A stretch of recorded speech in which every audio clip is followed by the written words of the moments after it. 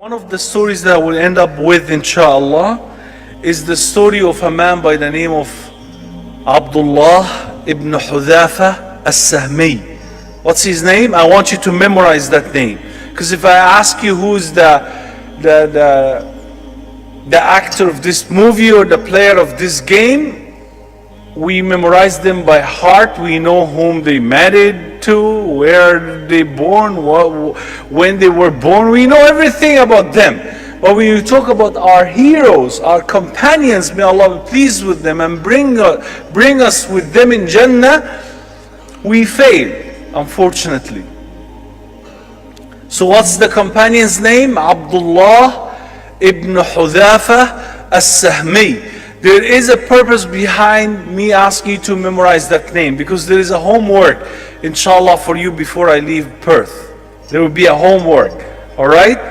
Abdullah ibn Hudhafa as-Sahmi was one of the companions who fought in a certain battle during the region of Umar ibn Khattab, and he and a large number of the companions were caught by a Christian king and they were jailed.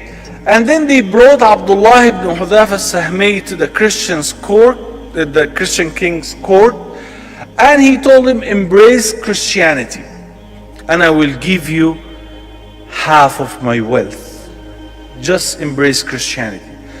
So Abdullah ibn Hudhafa, look how strong, firm and steadfast he was. He told him, Wallahi, by Allah, if you give me all of your wealth and the wealth of the entire creation, I will never leave the religion of Muhammad for a blinking of an eye. Sallallahu alaihi Muhammad sallallahu alaihi wasallam. This is how he produced leaders. This is how he produced people who are firm with very, very clear vision. Jannah is there. I can see it. I can smell it. How could I give up that for money? And look, Abdullah ibn Hudhafa as-Sahmi could have, may Allah be pleased with him, he could have easily said, no, thank you for your offer. I'm not interested. He could have said that. But look how firm, look how the choices of word he had.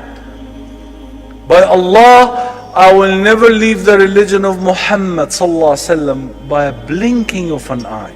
He told him, okay, I'm going to give you my daughter in marriage. He said, who told you that I wanted to marry? He's one of the stubborn companions, may Allah pleased with him.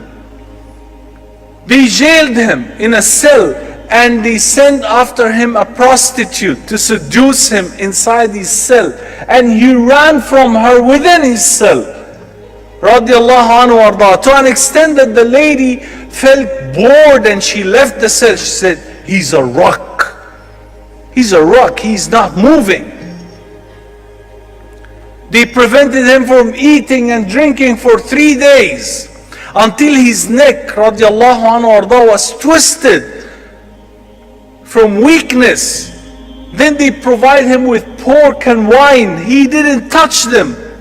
And they asked him, aren't you hungry? You're gonna die, eat something. He said, by Allah, in my condition, pork and wine becomes halal because that's the only option I have. But I don't want the Christian king to say that a companion from the Prophet ﷺ have tasted the haram.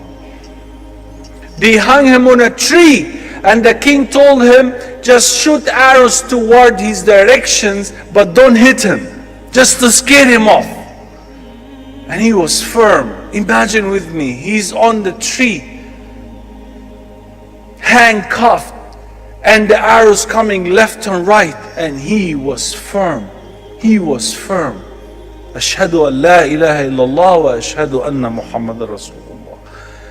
They brought him and few of his companions and they told him, embrace Christianity now, otherwise we will throw you in a boiling oil.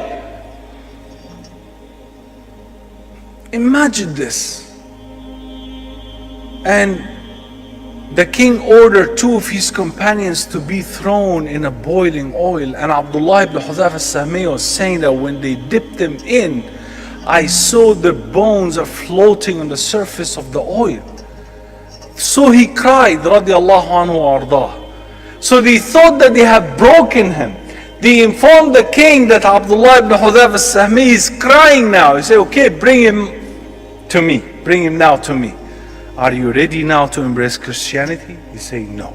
By Allah, I will never leave the deen of Muhammad for a blinking of an eye. So why did you cry? If that's the case, why did you cry? He said, when I looked at my companions being killed, being thrown in a boiling oil, I remembered I have got only one soul. If you dip me, if you killed me, that's it. Once, and that's all.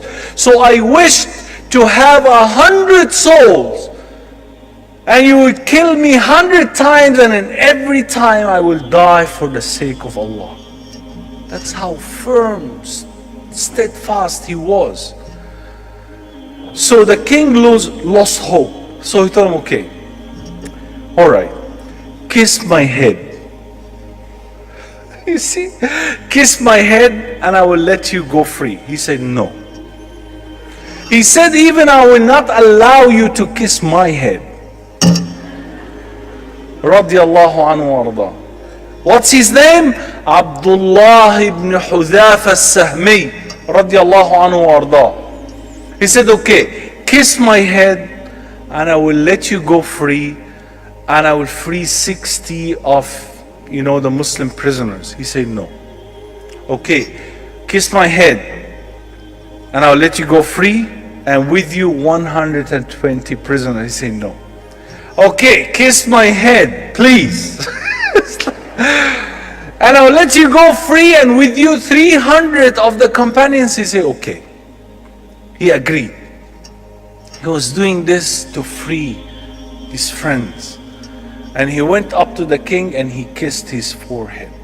And he was freed with 300 companions. And on the way, some people started talking about this incident that Abdullah ibn Hudhayfa al-Sahmi radiallahu anhu arda had kissed the Christian king. They were a bit, sad that Abdullah had done such an act. So Umar ibn Khattab radiallahu anhu arda heard it.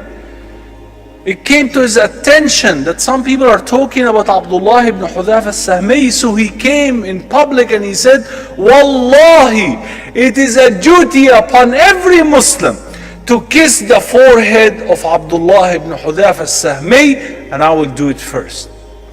And he kissed the forehead of Abdullah ibn Hudhayfa al-Sahmi.